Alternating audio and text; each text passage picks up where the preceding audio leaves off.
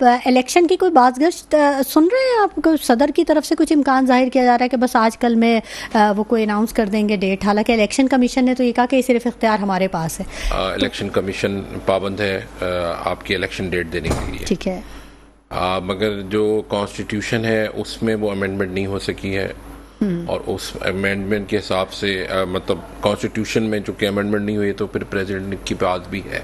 तो ये फैसला मेरे ख्याल में सुप्रीम कोर्ट में इसकी तशरीह होगी कि एक्चुअल इख्तियार इलेक्शन कमीशन के पास है या प्रेसिडेंट ऑफ पाकिस्तान इसको करेंगे। ठीक है, मगर मेरा क्वेश्चन ये है कि क्या इलेक्शंस हल हैं इन परेशानियों का जिसमें पाकिस्तान फंसा हुआ है, या जो परेशानियां हैं क्या वो इलेक्शन में जो लोग आए थे उनकी वजह से है, या आम लोगों की वजह से है, या ब्यूरोक्रेसी की वजह से है? लाकानूनियत जो उरूज पे है, ज़मीनों पे कब्जे हो रहे हैं, स्मगलिंग हो रही है, चोर बाजारी हो रही है, होर्डिंग हो रही है, आपके जो वीट है, शक्कर है, सीमेंट है, वो स्मगल होके पाकिस्तान से बाहर जा रहा है। आपने जो है एक्सपोर्ट्स की परमिशन दे दी शुगर को, और शुगर की शॉर्टेज करके अब वही शुगर वापस इंपोर्ट होगी। क्या वही जमहूरी लोग जिन्होंने आईपीपीस के ऑर्डर्स कॉन्ट्रैक्ट किए थे जिसमें कैपेसिटी पेमेंट्स और लॉपसाइडेड है और डॉलर्स में ये हैच किया हुआ है, तो क्या आप समझती हैं कि इलेक्शंस या ये जो निज़ाम है जमहूरियत है पाकिस्तान में ये डिलीवर कर रहा है? क्या ये आम शहरी को, आम पाकिस्तानी को उसका डिविडेंड मिल रहा है? मैं तो ये समझ रहा हूँ कि जो बेस्ट प्रोफेशन है पाकिस्तान में पिछले 30-35 साल से, वो तो पॉलिटिक्स है।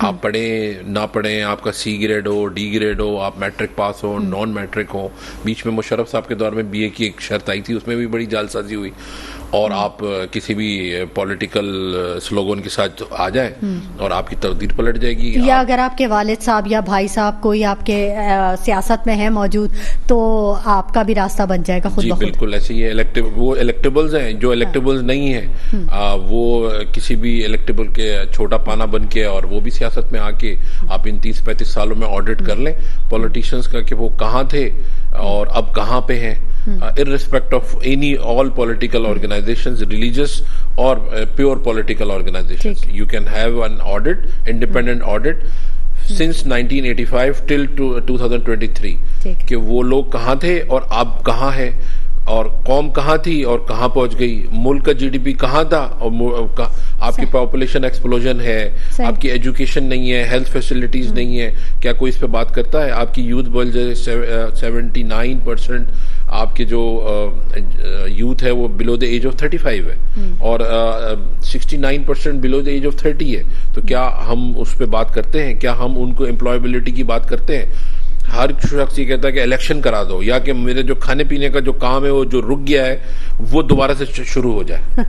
ठीक है, तो मैं तो ये समझता हूं कि हमें रीथिंक करना पड़ेगा और चीजों को रीराइट करना पड़ेगा, और ऐसी एक सोल्यूशन लेकर आना पड़ेगा जिसमें आम शहरी को उसका जो है वो बाख्तियार हो जाए।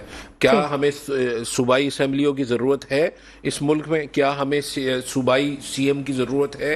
क्या हमें सूबाई मिनिस्टर्स की ज़रूरत है? हमें नहीं है ज़रूरत।